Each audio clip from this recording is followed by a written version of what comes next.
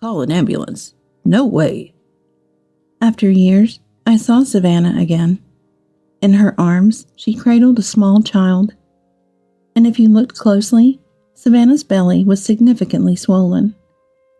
The suddenness of it all brought my thoughts to a halt, but I knew I had to save Savannah and her child as quickly as possible. When I managed to gather my thoughts, Savannah made a certain request. My name is Emily, and I'm 60 years old. Currently, I'm helping my husband Jackson with his work living a fulfilling life. Jackson is a potter. Originally, after graduating from college, I was just a regular office worker. However, a certain event led me to meet Jackson. At this event, potters sold their creations, and there were opportunities for pottery experiences.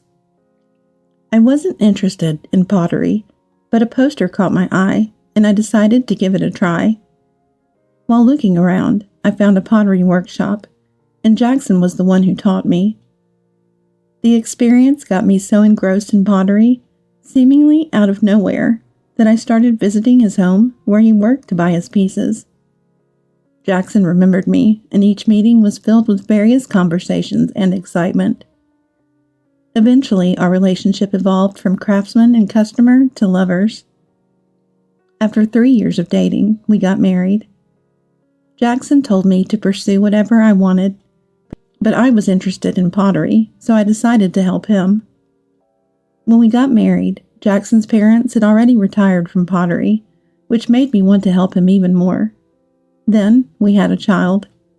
We named her Savannah, pouring all our love into her. When Savannah was about 3 years old, Jackson and I wanted her to enjoy pottery, so we took her to the workshop, let her touch the creations, and even let her make some. Savannah, showcasing her innate talent, created wonderful pieces. It seemed like she found joy in pottery, happily looking at her own creations. Eventually, Savannah expressed her own desires. "I want to make plates," saying. Seeing her like this made me smile uncontrollably. As she grew, Savannah wanted to take over the family business, brightening our future even more. Jackson had several apprentices over the years, all kind and supportive of Savannah working with us in the future. After graduating high school, Savannah went to college, studying not only pottery, but also world history, culture, and arts. On her days off, when she didn't have to go to school, she helped with the family business, improving her skills. Having been taught by Jackson since she was young, her skills were astonishingly excellent. But Savannah never became complacent. Together with all the apprentices, she continued striving to spread the joy of pottery. 5 years after graduating college, Savannah was nearing 30, and I often thought about how quickly children grew up. Then one day, Savannah brought surprising news. "Mom, I'm getting married." "What? Married?" The sudden announcement shocked me, and I couldn't help but raise my voice. Savannah had a boyfriend since her college days. I had thought that they would eventually marry if things continued as they were, but hearing it for real left me speechless. The boyfriend's name is Benjamin. He had spoken to me a few times, and I thought highly of him. Savannah then shared the story leading up to their decision to marry. Apparently, the first proposal came around the time she graduated from college. Initially wanting to continue working with pottery at home, she asked for more time. True to his word, Benjamin gave her that time, continuing to propose over the years. Years later, when Savannah felt it was time to make a decision, she happened to see several photos of her friends with their children posted on social media. Seeing her friends happy made Savannah suddenly think that she should get married too. "I realized all my friends were married with kids, and there I was, not even close. After a lot of thinking, I decided I wanted to marry Benjamin." "That's how it was. Well, if that's what you've decided, neither Dad or I have anything to say against it." "Thank you." After accepting Benjamin's proposal, Savannah had some requests for him. Firstly, she wanted to continue working just as before, after marriage, and she didn't want to have children for a while. While it's true she saw her friends with children as happy, she wanted to keep her current lifestyle as much as possible after getting married. Benjamin agreed with her views, and so they decided to marry. However, there would inevitably be many changes from their previous life, and Savannah might find some of them bewildering. Their new home would be very close to ours, and I wanted to support them as much as possible. If you ever have any troubles, come straight to me. Okay, thank you. The sensation of my daughter getting married was novel to me. When she first told me, it felt surreal. But listening to Savannah, understanding her thoughts and plans reassured me. I hoped she would build a happy family. Yet this marriage would reveal Benjamin's true nature, leading to a crumbling of the happy life we envisioned. Savannah, having left home to live with Benjamin, seemed no different than before, visiting our home almost every day. However, 6 months into their marriage, I was informed they were moving far away due to Benjamin's job transfer. It turns out Benjamin had been warned of a possible transfer before marrying Savannah, but had kept it a secret. I couldn't fathom why he did that, but I guessed he feared Savannah might refuse marriage if she knew. Hearing this, I couldn't help feel distrustful of Benjamin. I wondered if he truly had Savannah's best interest at heart. Are you okay with this? I know it's odd to say, but what about asking for a long-distance job assignment? I wanted to continue my job too and suggested it, but he said he couldn't be without me. Since he's always accommodated my whims, I thought I should listen to his request this time. I see. If Savannah decided so, there was nothing more to say. I refrained from further comment. A few days after Savannah's report, they moved away quickly. The realization that they were truly gone saddened me. The apprentices who had grown close to her also felt the loss, highlighting Savannah's significant presence. Half a year later, as we were living our usual lives, Savannah called. She had given birth to a child, our first grandchild. While I was happy, several suspicions arose. If the baby was born a half a year later, it meant Savannah was already pregnant at the time of the move. She had said they didn't want children for a while, so had she changed her mind? Or had they decided to have a child knowing they were moving? Thinking of Savannah brought only growing distrust towards Benjamin. Are you okay with Benjamin, I mean? Benjamin? Oh yeah, it's fine. I see. If Savannah said she was fine, there was no further place for me to intrude. I told her, "You can always come back home," and hung up. Discussing Benjamin with Jackson, he too couldn't shake his feelings of distrust. But like me, he felt if Savannah was okay, we couldn't intervene. After discussing, we arrived at this conclusion. We thought about visiting if the situation got worse, keeping in touch as much as possible. However, after the call about the grandchild being born, all communication ceased. Worried, I tried contacting them, but it was Benjamin who answered, not Savannah. Hello, Benjamin? Where's Savannah? Savannah's in the shower right now. Oh, is that so? A few days later, I called during the daytime, thinking Savannah, now a housewife, might answer, but no one did. Trying again at night, Benjamin picked up, repeating that Savannah was in the shower and I couldn't speak to her. I was calling Savannah's mobile phone after all. I couldn't understand why Benjamin always answered. Why is Savannah never available? Even when I call during the day, no one answers. What do you mean, why? I told you, she's in the shower. I don't know about the daytime. I was taken aback by his confrontational tone and fell silent. Taking advantage of my silence, Benjamin hung up. Despite several more attempts, Benjamin kept saying things like, "Can you stop calling? The baby's crying." Or, "Aren't you being a bit persistent?" Saying things like this. My distrust in Benjamin only grew, but when he explained the reason for his hostility, it strangely made sense. Look, Savannah said she doesn't want anything to do with you anymore. Can you please stop calling now? What? Is that really what Savannah said? She said she wanted to escape from your strict pottery teaching as soon as possible. There were apprentices, and that it wasn't easy to leave, but she's glad she finally did. That can't be. Do you think I'm lying? If I were, wouldn't it be strange that you can't get through to Savannah during the day? She decided not to answer your calls. Maybe it's time you understand that. I was in disbelief.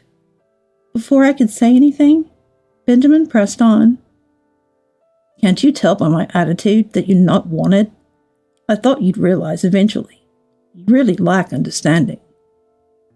If that's the case, you should have said so sooner. We never saw Savannah suffer. You're bad at taking hints, so please don't contact us anymore.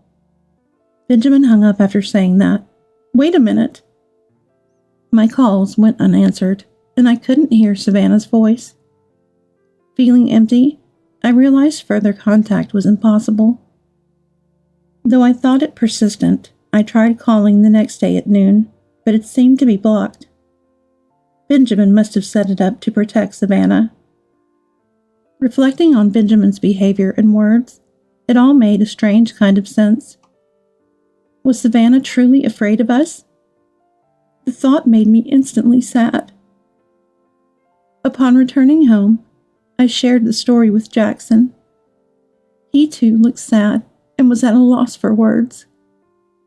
Then we should stop interfering, right?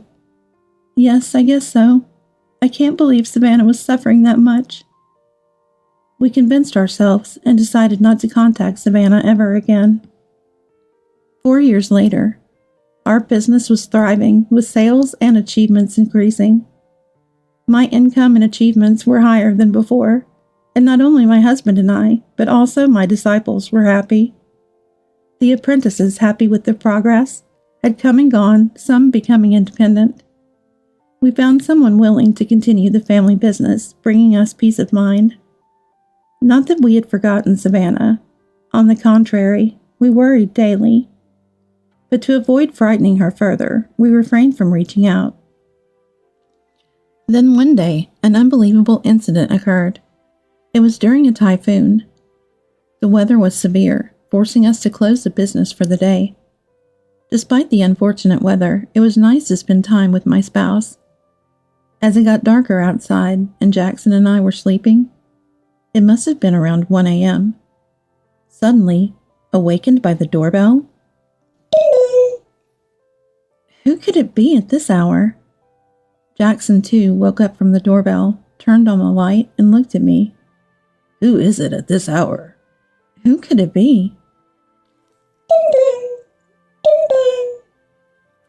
The doorbell continued to ring, and we hesitantly headed to the front door. Bracing himself, Jackson opened the door, and there an unexpected figure stood. Dad? Mom? Savannah? It was Savannah. In her arms, she held a girl, limp and unconscious. Surely our granddaughter.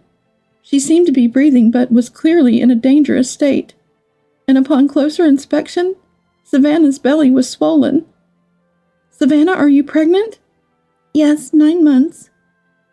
The child inside her could be in danger too. We should take them to the hospital before asking any questions. At that moment, please call an ambulance, Savannah pleaded. However, Jackson refused her request. Call an ambulance? No way. Surprisingly, Jackson spoke again to Savannah, this time with a gentle voice. With this typhoon, who knows when an ambulance could get here? I'll drive you to the emergency room. But Jackson had been drinking. Therefore, I prepared the car and took them to the hospital. Upon arrival, they were examined. The diagnosis was severe malnutrition for both Savannah and our granddaughter. Both were admitted to the hospital. Fortunately, the unborn child seemed unaffected. We hoped they would receive treatment and soon be well enough to leave. We decided to wait to hear the full story. Relieved to be at the hospital, Savannah lost consciousness during the examination. I had Jackson bring clothes for Savannah and our granddaughter, while I stayed sleeping by Savannah's side. The nurse would look after the granddaughter. Savannah's face bore signs of fatigue and sleep deprivation. Not knowing what happened since they moved, but it seemed her spirit was heavily taxed, I quietly waited for her to wake. Around 11 a.m., Savannah woke up. "Mom?" "Savannah." She seemed to have slept well, her complexion slightly better than the day before. Still, we couldn't let our guard down. I called a nurse to inform them that Savannah was awake. After the doctor's examination and returning to the room, I softly asked Savannah, "Savannah, are you okay?" I knew she wasn't fine, but I wasn't sure how to start the conversation without scaring her. Speaking gently, Savannah smiled weakly and replied, "Yeah, I'm okay. Thank you." "That's good. I'm sorry for startling you." "Don't be sorry. I was surprised." "But you're not a bother at all." Savannah didn't seem afraid of me at all. In fact, she appeared relieved. We continued our conversation as I helped her back into bed. Before being Benjamin's wife, she was my and Jackson's daughter. After all, as a parent, why did she come to my house in such a terrible state? Many questions about her terrible state and her late-night visit lingered. But I felt it best not to pry too much. I decided to wait until Savannah was ready to talk. Even if she never spoke about it, I wanted to respect her feelings. A few days later, Savannah had fully recovered, her smile seemingly brighter. The awkwardness of our reunion faded, and I felt relieved she was opening up to us. One day, as Jackson and I approached Savannah's room, she looked serious. I tried to interact with her as usual, wondering what was wrong. Despite her usual smile, something was different. Concerned, I listened to Savannah with a grave look, said, "Can I talk about what happened after we moved?" Surprised, Jackson and I realized Savannah was ready to share. "Yes, we'd like you to talk, if you're comfortable." "Okay, thank you." After hearing our responses, Savannah began to share her story. It was unbelievable. Apparently, Benjamin was a terrible man. He had proposed, and at first she had accepted. Having been lovers for many years, she thought she knew everything about Benjamin, but Savannah came to know his true nature only after getting married. Benjamin was extremely possessive, always wanting her to only have eyes for him. He made her cut off all her friendships, didn't allow her to work, and forbade her from leaving the house. Her mobile phone was confiscated, and she was completely cut off from the outside world. The last contact she had before her phone was taken away was when she messaged me about the birth of her child. So why didn't she reach out for help? She thought it wouldn't be possible to get help. It seems Benjamin had convinced Savannah that we all hated her, that she could only rely on him. Shocked by these words, Savannah became too afraid to talk to us. There were various other restrictions in her daily life as well. She wasn't allowed to get proper sleep, was only allowed 1 meal a day, which was just a piece of bread. Even the use of the shower and the toilet was restricted to certain times, and those were the only times she could leave her room. Although I have never been in such a situation, just hearing about it was enough to understand how trapped she felt. The reason she managed to escape was because she saw her child lying weakly beside her. Since the birth, her child had been forced to live a far from decent life. She realized it was her lack of courage that led to this lifestyle. She thought even if something happened to her, she wanted her child to have a decent life at least. After much thought, escaping seemed to be the only option. Though she believed we hated her, she decided to return to her parents' home and seek help. Once she made up her mind, things moved quickly. Savannah sneaked away from Benjamin's watchful eye and ran away from the house. And that's how she ended up at our place. After hearing Savannah's story, everything made sense. Just to be sure, we asked if she was afraid of us, but she shook her head no. "Mom, he lied to you too, huh?" Yeah. When it's explained, it's easy to believe. I'm sorry I didn't notice anything. Savannah shook her head again at my words. Then we proceeded to inform the police and file a report. A female officer came to the hospital room to listen to the details. Taking the situation seriously, the police raided the house where Benjamin was supposed to be moving to, but by then he was already gone. Knowing that Savannah had escaped, he must have panicked and gone looking for her somewhere. This led to the realization that Benjamin could appear in front of Savannah at any time, and the police strengthened their patrol around the hospital and our home. A few weeks later, Savannah was discharged from the hospital after giving birth. The baby was born healthy, which was a relief. Eventually, everyone was discharged safely, and they began living in our house. For a while, we left the family business to an apprentice, and Jackson stayed home all the time, which was reassuring. It's still not safe to let our guard down, but it's nice to see Savannah smiling again like she used to. If possible, I'd like us to continue living a happy life. That's what I had hoped for, but reality didn't go as smoothly as expected. It happened on a day that was supposed to be just another calm afternoon. While we were making lunch with Savannah, we heard a noise coming from upstairs. No one was up there. Jackson, who had been relaxing on the couch, seemed to have heard the noise too. "I'll go check upstairs," and said. We hadn't been this cautious about noises before, but ever since Savannah's incident, we've been living each day with heightened vigilance. I told Savannah and my grandchild to stay close to me as I waited, mobile phone in hand, hoping Jackson would come back soon. Then, from upstairs, we heard what sounded like an angry voice. "Hey, what are you doing?"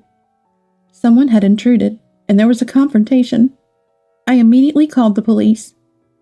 Later, Jackson told us what had happened at that moment. He went upstairs and quietly entered the room where the noise was coming from. There, he found Benjamin. Benjamin, upon seeing Jackson, seemed surprised. "Benjamin, how did you get in here? What are you doing?" "Shut up. Where's Savannah? She must be here, right? I came to take Savannah back. I can't let her be with people like you." "Calm down. Shut up." Benjamin, greatly agitated, lunged at Jackson. Jackson managed to restrain him, wondering how to alert us downstairs to call the police. Just then, the police arrived. Just hearing about it was enough to feel the intense tension. Afterwards, when Benjamin was being taken away by the police, he caught sight of Savannah and exclaimed, "Savannah, why did you betray me? I love you so much. Why would you do this? I only came to pick you up today." Benjamin's love for Savannah was completely twisted. Thinking about Savannah having to endure that kind of love was heart-wrenching. Glancing at Savannah, she had a sad look on her face. Then, Benjamin was rearrested for kidnapping, breaking and entering, and carrying a knife with the intent to harm me and Jackson, among other charges. It's hard to know what led Benjamin to express his love in such a distorted way, but I suspect it had something to do with his childhood. However, I heard that Benjamin's parents had passed away. What happened to Benjamin is something that only he might know now. Months later, Benjamin was convicted and sent to prison. This should keep us safe for a while. But given Benjamin's obsession, he might look for Savannah after his release. So we've been discussing as a family what to plan before that happens. For now, we're living happily in our home. Savannah has even taken up pottery, spending time in the workshop creating when she feels like it. My grandchild, initially wary, has now opened up, spending time playing or helping Savannah with her pottery. Despite the long periods we were apart, being together and seeing everyone's smiles is what makes me happiest. It warms my heart and makes me appreciate the beauty of family all over again. My only wish now is to keep everyone's smiles safe.